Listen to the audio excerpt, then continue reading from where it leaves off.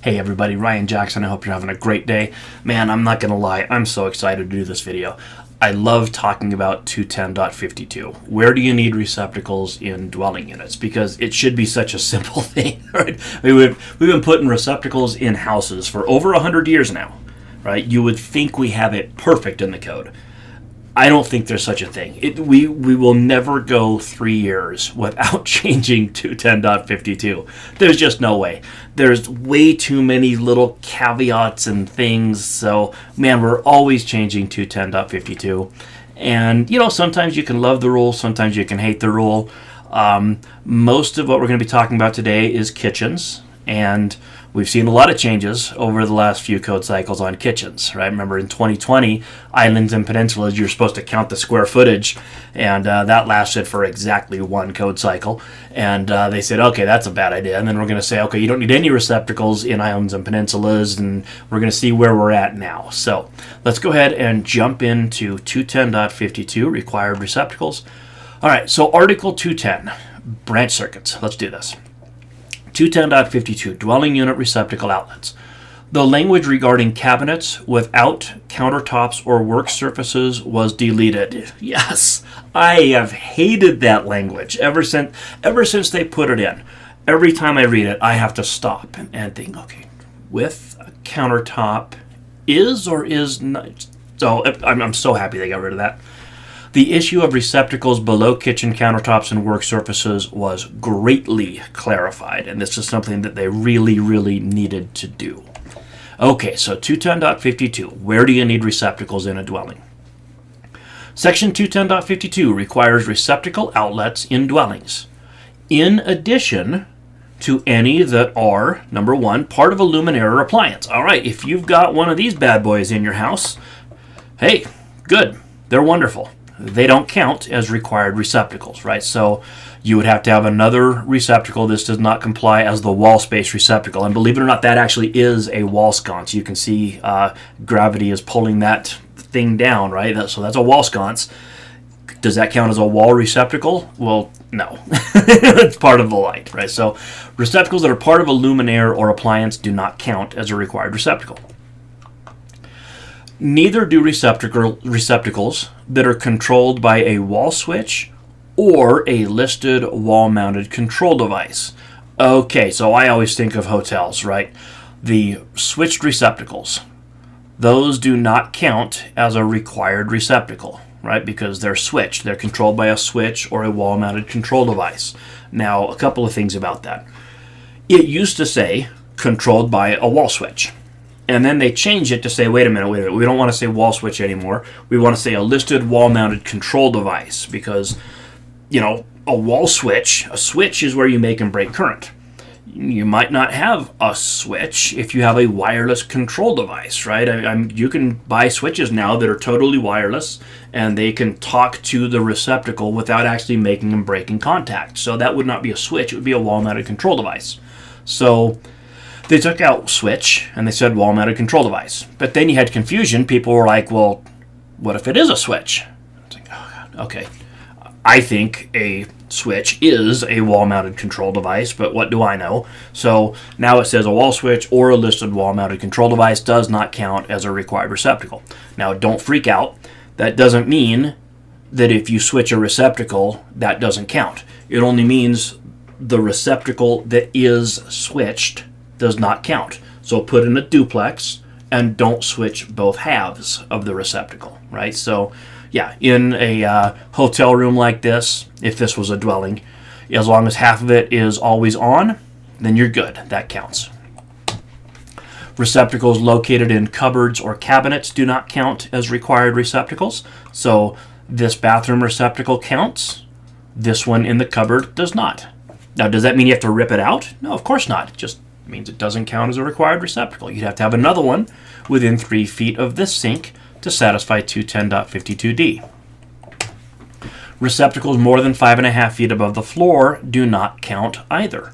All right, so 210.52g says that you need to have a receptacle in the garage. Does this one count as the receptacle? Well, it looks like that's probably too high. Let's see, I've got 1, 2, 3, 4, 5, 6, 7, 8, 9 risers. And if those are 8 inches each, that would be 72 inches. They can't be 8 inches, right, because that's a little bit more than the code allows. So 63 would be 5'3". That's definitely higher than 5'6". So yeah, that doesn't count as a required receptacle. Does that mean you have to rip it out? Of course not. That just means you're going to have to add one that's down lower than 5'6". If we keep reading, it says baseboard heaters that have factory installed receptacles or separate manufactured assemblies. Those do count as required receptacles, but they must not be on the heater circuit. All right, so you can definitely get baseboard heaters that have receptacles. Here's an example, right? Or you can buy receptacles that are like add-on features for baseboard heaters that go at the end of the baseboard heater. Those are great. Those absolutely count as required receptacles. And if you have baseboard heating all around the room, that's probably what you're going to have, either that or floor outlets. And the reason you're not going to have, the reason why you'd have it like this or in the floor is this informational note. And man, what a perfect photograph of why this rule exists. It says, look, the instructions for listed baseboard heaters might not allow receptacles above them, which makes absolute perfect sense. So here you've got this baseboard heater. Somebody plugged into it, draped the cord on the heater, and you can see they melted the cord to the heater. It caught fire. And yeah, definitely don't want receptacles above the baseboard heater. Let's keep reading. 210.52a, general.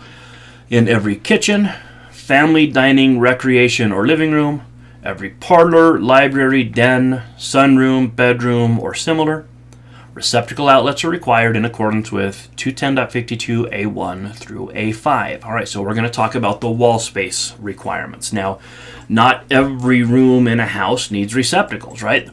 Rooms that are not specified here do not need wall receptacles. So here I've got a storage room. What's the rule for storage room? Well, there's not one. You don't need receptacles in a storage room, right? Or in a mud room, for example. 210.52a1, spacing. Receptacle outlets must be installed so that no point measured horizontally along the wall line, along the floor line, is more than 6 feet from a receptacle outlet. All right, so the 6 foot, 12 foot rule that we all know and love, been in the code for a long time.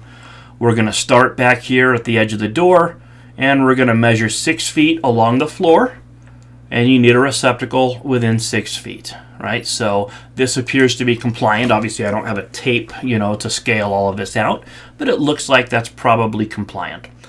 From this point, I'm going to measure over here to the right, turn the corner, and I'm going to have another receptacle, right, that's within 12 feet and within 6 feet of that door. But if this receptacle is within 6 feet of that door, then we're good. I might only need one receptacle for all 3 of those walls. So nothing new here. We deleted some words here, and I'm so glad. 210.52a21, wall space. Wall space includes any wall space that's 24 inches or wider and is unbroken by doorways and similar. So yeah, obviously the door isn't wall space. Neither is stationary appliances or fireplaces. So let's just pause right there.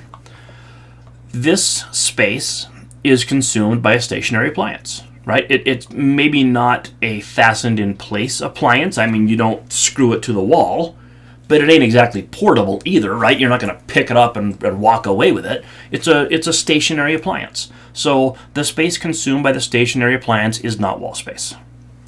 Neither is the space consumed by a fireplace, obviously. And now, here's the change. Unbroken by fixed cabinets. Okay, so fixed cabinets are not wall space.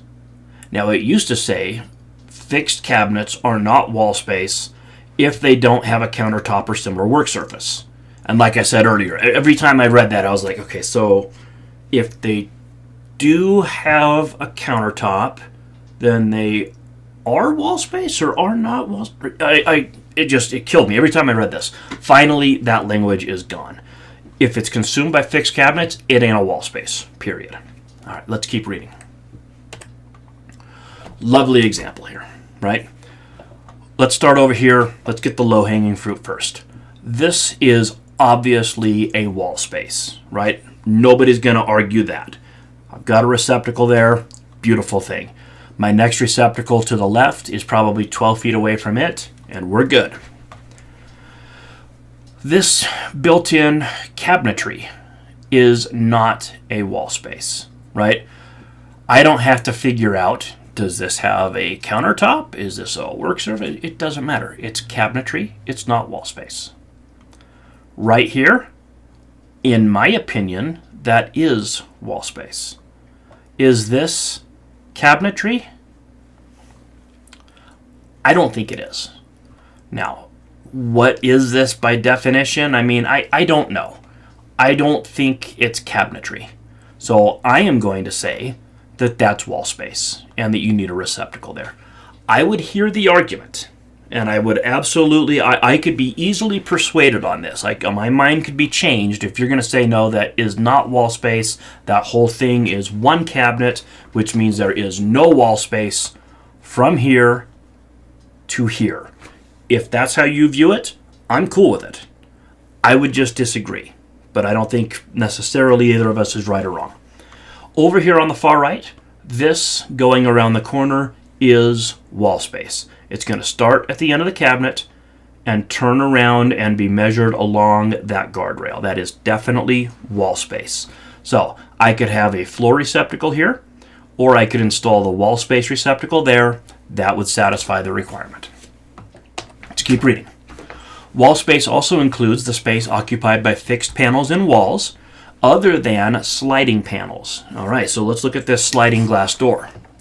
The sliding portion on the right is not wall space. The fixed portion from the center to the edge, that is wall space because that is fixed glass. That is wall space. Now, does that mean you have to have a receptacle right here in the glass? Well, no. That just means you're going to start your measurement at the center, right here. Starting from the fixed portion, you're going to go around there. You need a receptacle within 6 feet, right? And of course, we measure that at the floor line technically, but it's going to give you the same dimension. So you need one within 6 feet. Wall space also includes the space created by fixed room dividers, such as freestanding bars or open railings. All right. This is wall space. So you need a receptacle, right? You're going to start your measurement at the end of the rail. Within 6 feet, you need a receptacle. Restart your measurement. Go maximum of 12 feet to your next receptacle, right? Nothing new there.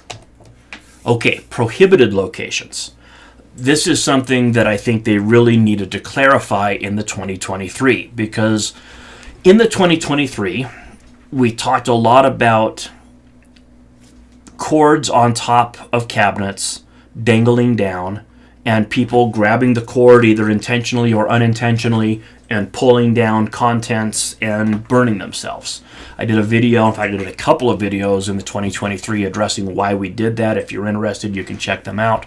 But you know, if you can visualize a crock pot sitting on that countertop and either a young kid accidentally or intentionally grabs it and pulls it down and they get boiling oil all over them, there have been documented deaths. You know, there was one where it wasn't a kid either. There was a person that was in a wheelchair, lived by themselves, and they turned the corner with their wheelchair, and the arm on their chair grabbed onto the cord of the crock pot, dumped it right down onto their lap while it was boiling, and they died. I mean, it killed them, right? There have been incidents from 8 months to 80 years, right? It's not just kids pulling down. It happens. There are a lot of injuries and even deaths that supported the change. So they made some clarifications here, and I think these were really good. Prohibited locations. For receptacles installed at freestanding bars, receptacles may not be below the countertop or work surface if they're within 24 inches of the countertop or work surface. All right, so the red shaded areas may not have receptacles. Now, the 2023 kind of said this, but not very well. It said that it couldn't be below the countertop. Okay, well, what if I have a receptacle way down here at the baseboard to plug in a vacuum? That could be a reasonable want by the homeowner. They might say, look, this is the closest place to plug in a vacuum. Or right here. You know, this receptacle right here for convenience purposes. Is that permitted? Well, it's below the countertop, and the 2023 kind of said, no, that's not permitted if it's for countertop purposes. And then it came down to like, okay, well, but Ryan, it's not for countertop purposes, it's for vacuums. But then the inspector is like, well, if it's for vacuums, it should have been all the way down here. Okay, well, what's the right elevation? At what point can we agree this is not for the countertop? I think if it's at the baseboard, we're all going to agree. But 6 inches up, 1 foot up, 18 inches up? At what point did we go from a convenience receptacle to a countertop receptacle? And now they're really clarifying. It's not allowed to be beneath the countertop, 24 inches below, and going out, then down in that arc, 24 inches. So you're going to take your tape, right? Take the end of your tape, pull it out 2 feet, and do a little arc off the end of the countertop. That's what we did there. Receptacles are not allowed there. Going around and then down to the 24, right? Around, same arc over here. Receptacles are not allowed in that location. And again, that applies at freestanding bars. So freestanding bars like that. All right, 210.52c, countertops and work surfaces. Countertops are work surfaces that are 12 inches or wider in kitchens, pantries, breakfast rooms, dining rooms, and similar. Must have receptacle outlets as indicated in 1 through 3. Now, we're not going to talk about 1, 2, and 3 because really what changed here is 2, islands and peninsulas. If a receptacle is installed to serve a countertop or work surface of a kitchen or peninsula, of a kitchen island or peninsula, it must comply with C2 and C3. All right, so here we've got our receptacle. It's under the countertop. That is going to be a violation. We're going to find out, we'll read a little bit more here, but that's going to be a violation. I mean, really, this already kind of violates the section that we just read, right? If an outlet is not installed at islands and peninsulas, then you still do not need a receptacle at the island and peninsula, right? Not required. If you don't put one in, then electrical provisions to add one in the future must be provided at the island or peninsula. This concept was added in the 2023, but it was revised in the 2026, clarified, I should say, and I think this is a good clarification. So here I've got my unfinished basement, and we're going to have a kitchen island right in the middle when we finish it. Okay, cool. Well, you don't need a receptacle for that island, but we're also not going to force the homeowner to rip out the hardwood floor and saw cut the concrete if they choose to add one later on. So we're just going to install an empty conduit, and that's all you have to do, right? That would be electrical provisions to add one in the future. What we're trying to clarify is, let's say that this basement stays unfinished, and you've got a kitchen directly above you. You had some people say, hey, the fact that I have an unfinished basement is provisions to add one in the future. So I don't need a conduit, I don't need a cable, I don't need a box with a wire with a box and a blank cover. I don't need any of that stuff because it's unfinished.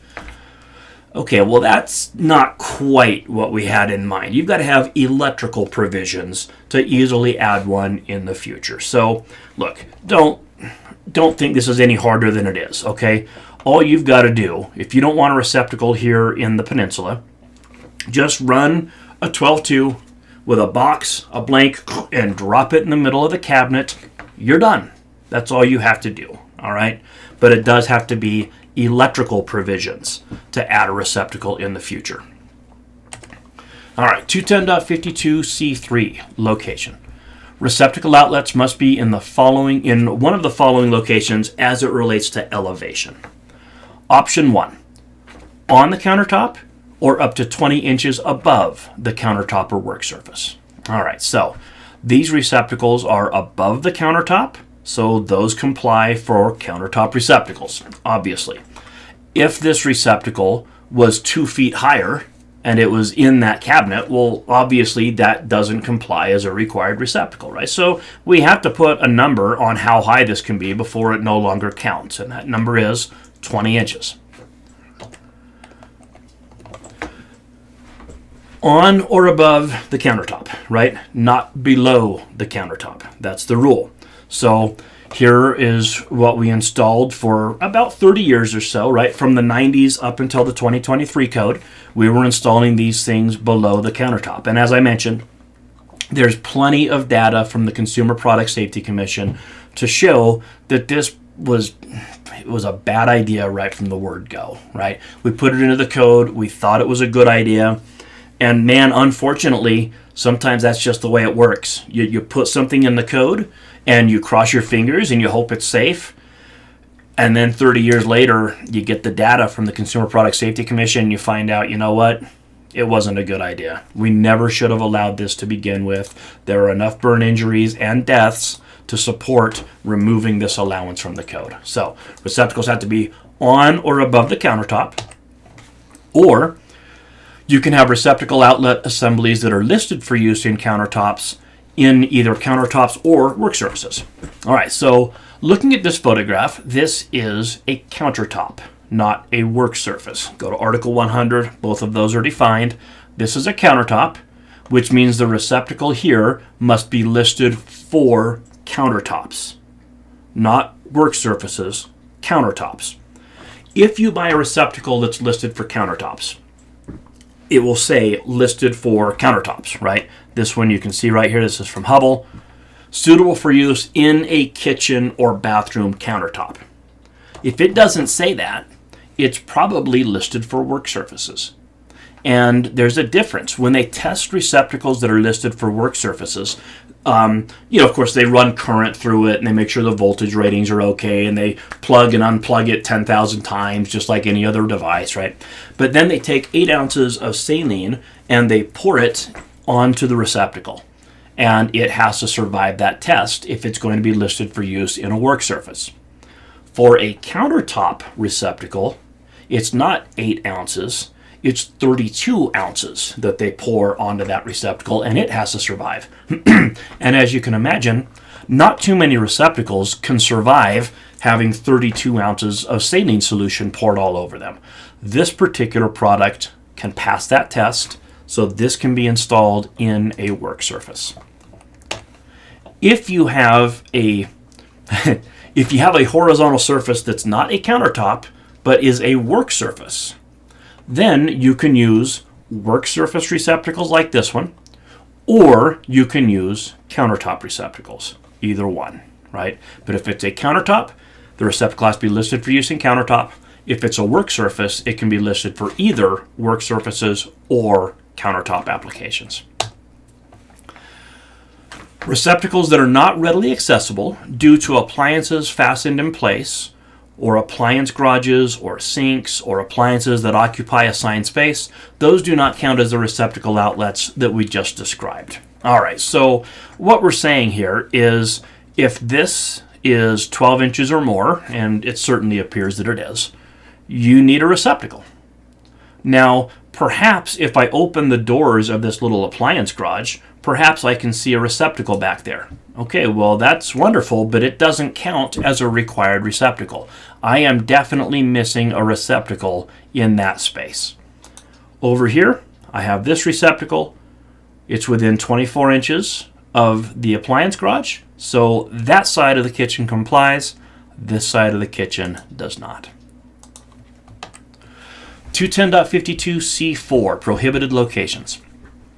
Receptacles, including non-required receptacles, that are accessible from outside of a cabinet or wall surface and are below a countertop or work surface are not allowed in either of these locations. Okay, let's stop right here because that was a lot to take in.